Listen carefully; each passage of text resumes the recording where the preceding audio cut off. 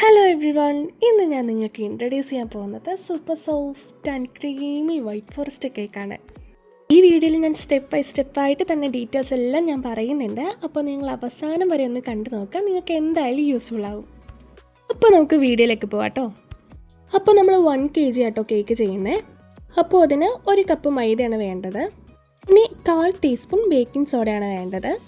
പിന്നെ നമുക്കിനി 1 teaspoon baking powder വേണേ. ഇനി ഒരു 1 പിഞ്ച് സോൾട്ട് കൂടി ഇട്ടിട്ട് നമുക്കിനി അത് നന്നായിട്ട് അരിച്ചെടുക്കണം. ഇത് നമുക്കിനി മിക്സ് ചെയ്ത് അരിച്ചെടുക്കണം. നമ്മൾ മാക്സിമം ഒരു 2-3 ടൈംസ് എങ്കിലും ഒന്ന് അരിച്ചെടുക്കണം നന്നായിട്ട്. അപ്പം നമുക്കത് അങ്ങോട്ട് മിക്സ് ചെയ്തിട്ട് മാറ്റി വെക്കാം. ഇനി 3 മുട്ടയാണ് കേട്ടോ നമുക്ക് വേണ്ടത്. 3 മുട്ട നമുക്കൊരു വെള്ളമൊന്നും ഇല്ലാത്ത ഒരു ബൗളിലേക്ക് നമുക്ക് മാറ്റി പൊട്ടിച്ചിടാം. അതിലേക്ക് നമ്മൾ 1 ടീസ്പൂൺ വാനില എസൻസ് ആണ് കേട്ടോ ഒഴിച്ചത്. ഇനി നമുക്ക് 1 കപ്പ് പഞ്ചസാര അത് നമുക്ക് പൊടിച്ച് മാറ്റി വെക്കണേ. ആ മുട്ട ഇനി നമുക്ക് ബീറ്റ് ചെയ്തെടുക്കാം കേട്ടോ. ഇതിന് നന്നായിട്ട് തന്നെ ബീറ്റ് ചെയ്തെടുക്കാം കേട്ടോ. ഈ ബീറ്റ് ചെയ്യുന്ന ഒരു 2 മിനിറ്റ് കഴിയുമ്പോൾ തന്നെ നമുക്കിനി നമ്മൾ പൊടിച്ച് വെച്ചേക്കുന്ന പഞ്ചസാര കുറച്ചായിട്ട് ഇട്ടിട്ട് നമുക്കത് ബീറ്റ് ചെയ്തെടുക്കണേ. എല്ലാം കൂടി ഒരുമിച്ചിട്ട് ബീറ്റ് ചെയ്യാൻ നിൽക്കരുത്. പതിയെ കുറച്ച് ഇട്ടിട്ട് തന്നെ നമ്മൾ ബീറ്റ് ചെയ്തെടുക്കുക. ഒരുമിച്ചിട്ട് ബീറ്റ് ചെയ്യുകയാണെങ്കിൽ ആ ബേസ് എല്ലാം ഭയങ്കരമായിട്ടും ഹാർഡായി പോകും. അതുകൊണ്ട് കുറച്ചായിട്ട് ഇട്ട് തന്നെ ബീറ്റ് ചെയ്തെടുക്കുക. ഇനി നമുക്ക് വേണ്ടത് 2 ടേബിൾ സ്പൂൺ സൺഫ്ലവർ ഓയിലാണ്. ഒരുപാട് ഇട്ടിട്ട് അങ്ങോട്ട് ബീറ്റ് ചെയ്യണ്ട കേട്ടോ, അപ്പോൾ നമ്മുടെ ബേസ് അങ്ങോട്ട് താന്നു പോവും. അതുകൊണ്ട് പയ്യെ ഒന്ന് ബീറ്റ് ചെയ്തെടുത്താൽ മതി. ഒരു ലോ ഫ്ലെയിമിൽ ഇട്ടിട്ട് ബീറ്റ് ചെയ്താൽ മതിയേ.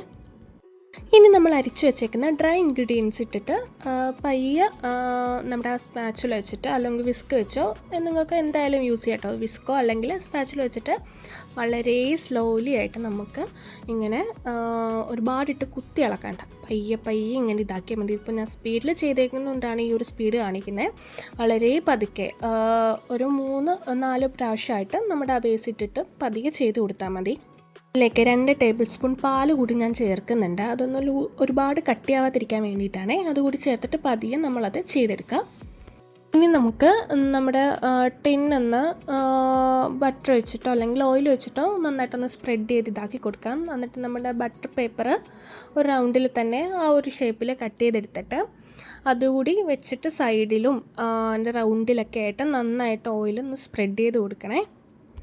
അല്ലെങ്കിൽ നമ്മുടെ കേക്ക് വിട്ട് വരാനായിട്ട് കുറച്ച് പാടായിരിക്കും. അതുകൊണ്ട് ആ സൈഡിലും അതിൻ്റെ എൻഡിലൊക്കെ ആയിട്ട് നന്നായിട്ട് തന്നെ ഒന്നിട്ട് ചെയ്ത് കൊടുക്കുക. എന്നിട്ട് നമ്മുടെ ഇനി നമ്മൾ ഒഴിക്കുന്നതിന് തൊട്ട് മുമ്പായിട്ട് ഒരു 1/2 ടീസ്പൂൺ വിനീഗർ കൂടി ഒന്ന് ഒഴിച്ചു കൊടുക്കണം. എൻ്റെ വീഡിയോ ഞാൻ എടുക്കാൻ വിട്ടുപോയി. നമ്മുടെ സ്പഞ്ച് നന്നായിട്ട് സോഫ്റ്റ് ആവാനും നമ്മുടെ ആ മുട്ടയുടെ മണം ഒരുപാട് നിൽക്കാതിരിക്കാൻ വേണ്ടിയിട്ടാട്ടോ ഞാനത് ചെയ്യുന്നത്. അപ്പോൾ അതൊന്ന് ഒരു 1/2 ടീസ്പൂൺ ഒന്ന് ഒഴിച്ചു കൊടുത്താൽ അത് നമ്മൾ ഒഴിക്കുന്നതിന് നമ്മുടെ ബേസ് നമ്മൾ ഓവനിൽ വെക്കുന്നതിന് തൊട്ട് മുമ്പായിട്ടാണ് ഒഴിച്ചിട്ട് നമ്മുടെ ബേസിലേക്ക് ഒഴിച്ചു കൊടുക്കാം. ഇനി ഒരു സ്റ്റിക്ക് വെച്ചിട്ടൊന്ന് വരച്ചു കൊടുക്കണം. ആ ബബിൾസൊക്കെ ഒന്ന് താഴെ പോകാൻ വേണ്ടിയിട്ട് ഒന്ന് ടാപ്പ് ചെയ്ത് കൂടി കൊടുത്തിട്ട് നമുക്കിനി ഓവനിലേക്ക് വെക്കാം കേട്ടോ. ഇതിനൊരു 20 to 30 മിനിറ്റ്സ് നമ്മൾ ബേക്ക് ചെയ്യാനായിട്ട് വെക്കുന്നുണ്ട്. നമുക്കിനി ഇതിലേക്ക് മിൽക്ക് മിക്സ് ശരിയാക്കി എടുക്കണം കേട്ടോ. അതിനായിട്ട് നമ്മൾ 1/2 കപ്പ് പാലാണ്. അതിലേക്ക് ഇനി 1/2 കപ്പ് വിപ്പിംഗ് ക്രീം എടുക്കണം. അത് നമ്മളിവിടെ ഫിയോണയുടെ വിപ്പിംഗ് ക്രീമാണ് കേട്ടോ യൂസ് ചെയ്യുന്നത്. 1/2 കപ്പ് പാല്, 1/2 കപ്പ് വിപ്പിംഗ് ക്രീം, ഇനി 1/2 കപ്പ് മിൽക്ക് മെയ്ഡ് കൂടി നമുക്ക് ആവശ്യമുണ്ട്. അതുകൂടി നമ്മൾ എല്ലാം ഇപ്പോൾ ഈ മെഷർമെൻ്റ് എല്ലാം സെയിം ആയിരിക്കണം. 1/2 കപ്പ് പാലും 1/2 കപ്പ് മിൽക്ക് മെയ്ഡും 1/2 കപ്പ് വിപ്പിംഗ് ക്രീമും എടുത്തിട്ട് നന്നായിട്ട് മിക്സ് ചെയ്ത് നമ്മൾ മാറ്റി വെക്കാം.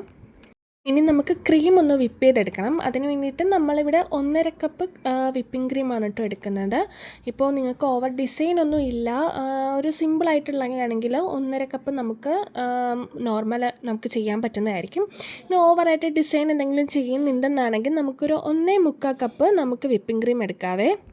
ഈ സ്പീഡിലിട്ടിട്ട് നമുക്ക് നന്നായിട്ട് തന്നെ ക്രീം വിപ്പ് ചെയ്തെടുക്കാവേ. ഇത് ചെയ്യുമ്പോഴത്തേക്കും കേക്ക് ഇതിങ്ങനെ ബബിൾസ് ഒന്നും ഇല്ലാതെ ഇങ്ങനെ വരണം. അല്ലെങ്കിൽ ഓവർ ബീറ്റ് ആവുകയാണെങ്കിൽ ബബിൾസ് വന്നിട്ട് നമുക്ക് ഫിനിഷ് ലുക്ക് അങ്ങനെ കിട്ടില്ല. അപ്പോൾ ഈ ഒരു പരുവാകുമ്പോഴത്തേക്കും നമ്മൾ ബീറ്റ് ചെയ്യുന്ന സ്റ്റോപ്പ് ചെയ്യുക. എന്നിട്ട് ഒന്ന് ഫ്രിഡ്ജിലേക്ക് വെക്കാം കേട്ടോ. ഇനി നമുക്ക് വൈറ്റ് കോമ്പൗണ്ട് ആവശ്യമുണ്ട്. അപ്പോൾ ഞാനിവിടെ എടുത്തേക്കുന്നത് മെല്ലോ റോയാലിൻ്റെ വൈറ്റ് കോമ്പൗണ്ടാണ് കേട്ടോ നമ്മൾ എടുത്തേക്കുന്നത്. ഈ ഒരു പാക്കറ്റിൽ 500 ഗ്രാംസിൻ്റെയാണ് കേട്ടോ ഈ ഒരു പാക്കറ്റ് വരുന്നത്. അതിലൊരു പീസ് മാത്രമേ ഞാൻ എടുത്തിട്ടുള്ളൂ. അത് 3-4 കട്ട ഉണ്ടാവും, ഒരു 3-4 കട്ട ഉണ്ടാവും അതിനുള്ളിൽ. അപ്പോൾ അതിൽ നിന്ന് നമ്മൾ പകുതി എടുത്തിട്ടുള്ളൂ, അത് ഫുള്ളായിട്ട് എടുത്തിട്ടില്ല.